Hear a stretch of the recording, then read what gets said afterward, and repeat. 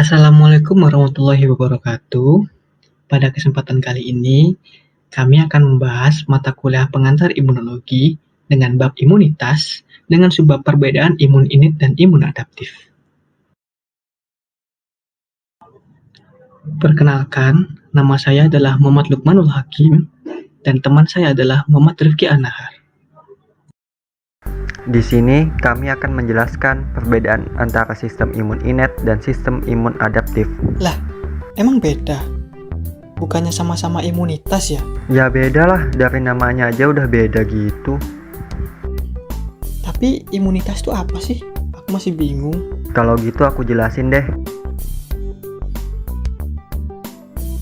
Imunitas itu merupakan pertahanan terhadap penyakit, khususnya penyakit yang menular. Apabila imunitas tubuh seseorang lemah, maka ia akan mudah terserang penyakit. Nah, kalau sistem imun adalah semua hal yang melingkupi sel, jaringan, dan molekul yang memediasi resistensi terhadap infeksi penyakit. Fungsi fisiologis dari sistem imun adalah untuk mencegah dan memberantas infeksi penyakit. Sedangkan respon imun adalah reaksi koordinasi dari sistem imun, baik itu sel, jaringan, ataupun molekul terhadap benda asing atau penyakit yang masuk ke dalam tubuh. Gimana penjelasan aku? Udah paham belum soal imunitas itu apa? Sudah dong. Gampang gini ya ternyata. Kalau begitu, kita bisa langsung lanjut ke pembahasan inti kita, yaitu mengenai sistem imun innate. Sip. Kalau gitu aku lanjut. Imunitas innate atau yang biasa disebut dengan imunitas alami merupakan imunitas yang pasti ada pada individu yang sehat. Imunitas innate berfungsi menghalangi masuknya mikroba serta dengan cepat mengatasi mikroba yang berhasil masuk ke dalam jaringan tubuh. Selain itu, imunitas innate juga berfungsi untuk meningkatkan respons imun adaptif terhadap agen infeksi. Nah, pada umumnya, sistem imun innate berperan sebagai garis pertahanan pertama bagi tubuh terhadap infeksi mikroba.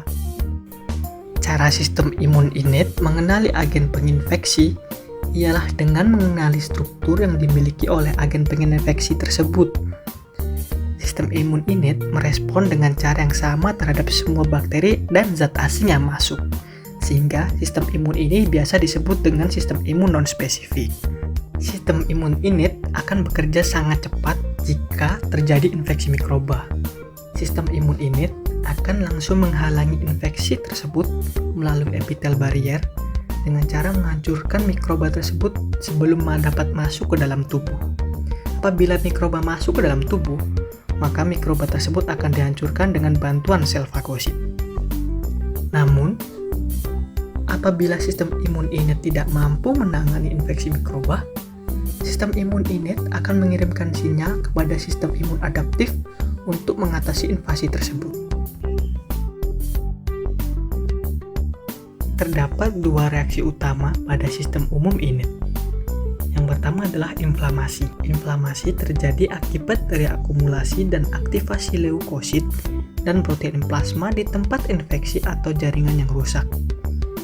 Pada saat bagian kulit terinfeksi, sel sistem imun berpindah ke area tersebut atau sel sistem imun yang sudah ada pada area tersebut akan diaktifkan. Sel sistem imun tertentu akan melepaskan zat ke area terdekat yang membuat pembuluh darah lebih lebar dan lebih permeabel.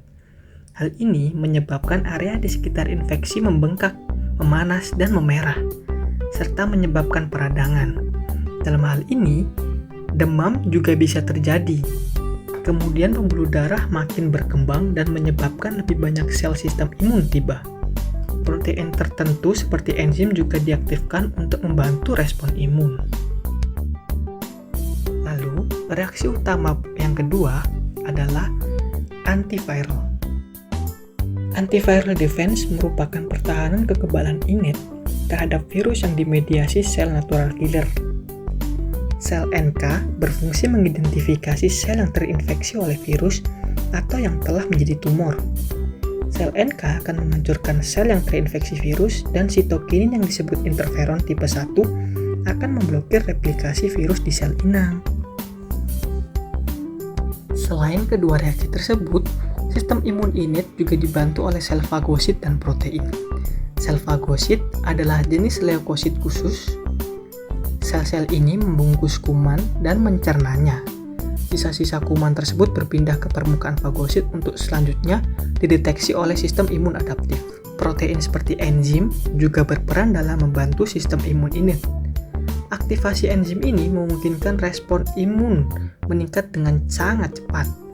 Tugas dari enzim pada sistem imun innate ialah menandai kuman sebagai target untuk sel fagosit, menarik sel sistem kekebalan lain dari aliran darah, menghancurkan dinding sel bakteri untuk membunuh mereka, dan melawan virus untuk menghancurkan sebelum virus. Selanjutnya, kita masuk ke pembahasan kedua, yaitu mengenai sistem imun adaptif. Imunitas adaptif merupakan imunitas yang memerlukan ekspansi dan diferensiasi limfosit sebagai respon terhadap mikroba sebelum dapat memberikan pertahanan yang efektif. Cara imunitas adaptif mengenali agen penginfeksi ialah dengan mengekspresikan reseptor yang secara khusus mengenali lebih banyak variasi molekul yang diproduksi oleh agen penginfeksi atau yang bisa disebut antigen serta zat non-infeksi.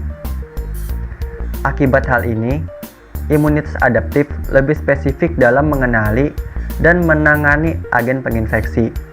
Oleh sebab itu, imunitas ini juga disebut imunitas spesifik. Sistem imun adaptif akan mengambil alih pertahanan jika sistem imun innate tidak mampu membunuh mikroba penginfeksi. Kerja sistem imun adaptif lebih lambat dibandingkan sistem imun innate karena sistem imun adaptif perlu mengidentifikasi terlebih dahulu mikroba penginfeksi sebelum menghancurkannya.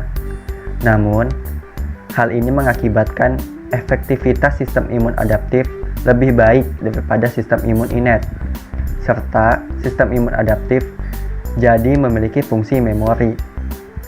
Fungsi memori ialah fungsi di mana sistem imun adaptif dapat mengingat mikroba yang pernah menginfeksi, sehingga respon imunnya menjadi lebih cepat dalam menangani infeksi tersebut. Fungsi ini juga menjadi alasan mengapa ada beberapa penyakit yang hanya dialami sekali seumur hidup. Nah, sistem imun adaptif ini terdiri dari 3 komponen, teman-teman. Pertama, limfosit T, limfosit B, dan antibodi. Limfosit T atau yang bisa disebut sel T merupakan sel limfosit yang diproduksi di sumsum tulang dan dimatangkan di timus. Terdapat 3 jenis sel limfosit T, yaitu sel T helper, sel T sitotoksik, dan sel T memori. Sel T helper bertugas untuk membawa pesan kimiawi yang berfungsi mengaktifkan sel sistem imun lain untuk memulai sistem imun adaptif. Sel T sitotoksik bertugas mendeteksi dan menghancurkan sel yang terinfeksi oleh virus atau sel tumor. Dan sel T memori merupakan sel T hasil diferensiasi sel T helper setelah infeksi berhasil diatasi. Sel T memori bertugas untuk mengingat mikroba yang pernah menginfeksi tubuh, sehingga apabila terjadi infeksi lagi, sistem imun menjadi lebih siap dan respon imun terhadap infeksi pun menjadi lebih cepat. Limfosit B atau sel B merupakan sel limfosit yang diproduksi dan matang di sumsum tulang. Sama halnya seperti sel T, sel B juga memiliki banyak jenis untuk menangani suatu infeksi tertentu. Sel B diaktifkan oleh sel T helper, di mana sel T helper akan melakukan kontak dengan sel B yang cocok dengan mikroba penginfeksi tertentu. Hal ini akan mengaktifkan sel B dan membuat sel B memperbanyak diri dan akhirnya akan berubah menjadi sel plasma. Sel plasma ini dengan cepat menghasilkan antibodi dalam jumlah besar dan melepaskannya ke dalam darah. Beberapa sel B yang diaktifkan berubah menjadi sel memori, yang mana fungsinya sama seperti sel T memori, yaitu agar sistem imun menjadi lebih siap apabila terjadi infeksi oleh mikroba yang sama. Antibodi merupakan suatu senyawa yang beredar di aliran darah. Antibodi diciptakan oleh limfosit sel B guna melawan mikroba dan zat asing. Antibodi dapat dengan cepat mendeteksi kuman dan zat yang berpotensi membahayakan, lalu menempel padanya. Mikroba dan zat asing yang dapat memicu pembentukan antibodi disebut antigen. Antibodi hanya dapat menempel pada antigen yang cocok dengannya. Cara itulah yang digunakan antibodi untuk mendeteksi dan merespon mikroba penginfeksi dengan cepat. Terdapat 4 fungsi utama dari antibodi, yaitu menetralkan mikroba atau virus dengan langsung menempel pada permukaan selnya, atau dengan menempel pada racun yang dihasilkan oleh mikroba dan virus tersebut. Fungsi kedua yaitu mengaktifkan sistem sel imun lain dengan cara menempel pada permukaannya. Fungsi ketiga yaitu mengaktifkan protein sehingga dapat membantu respon imun. Yang keempat yaitu mendukung sistem kekebalan innate seperti mengaktifkan sel fagosit. Wah, gak kerasa penjelasannya udah selesai. Ternyata mempelajari ginian asik juga ya. Wah, iya ya, aku aja sampai nggak sadar loh. Tapi perbedaan kedua sistem imun itu apa aja sih tadi? Kalau gitu kita coba sebut satu-satu deh. Perbedaan sistem imun innate sama sistem imun adaptif. Tapi gantian ya. Oke deh. Imunitas innate merupakan imunitas yang pasti ada pada individu yang sehat. Imunitas innate berfungsi menghalangi masuknya mikroba, serta dengan cepat mengatasi mikroba yang berhasil masuk ke jaringan tubuh.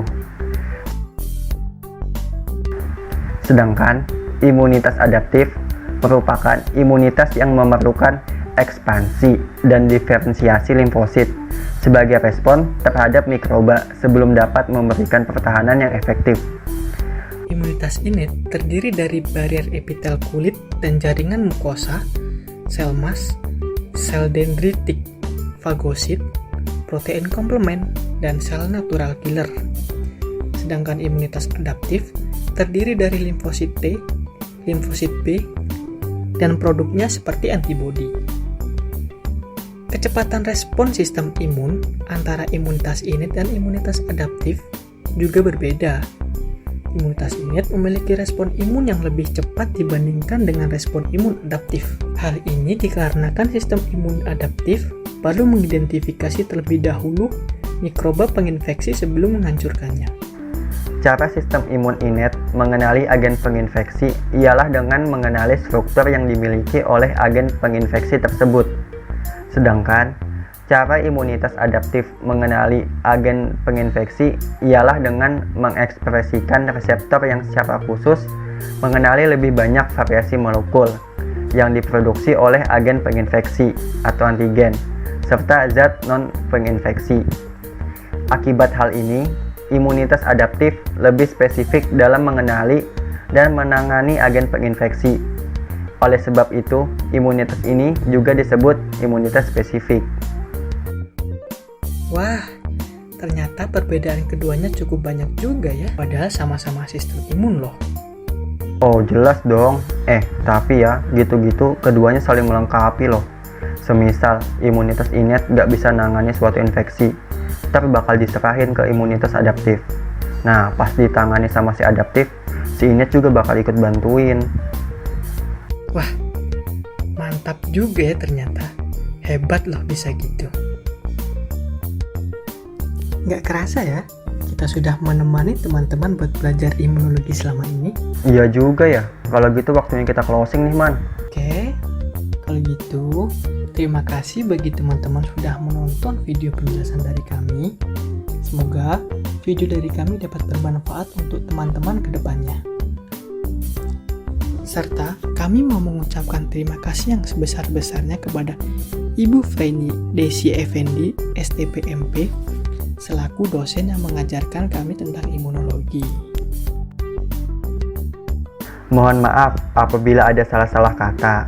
Jangan lupa like, share, dan subscribe. Kalau gitu, kami mohon undur diri. Sampai ketemu di video kami selanjutnya. Wassalamualaikum warahmatullahi wabarakatuh.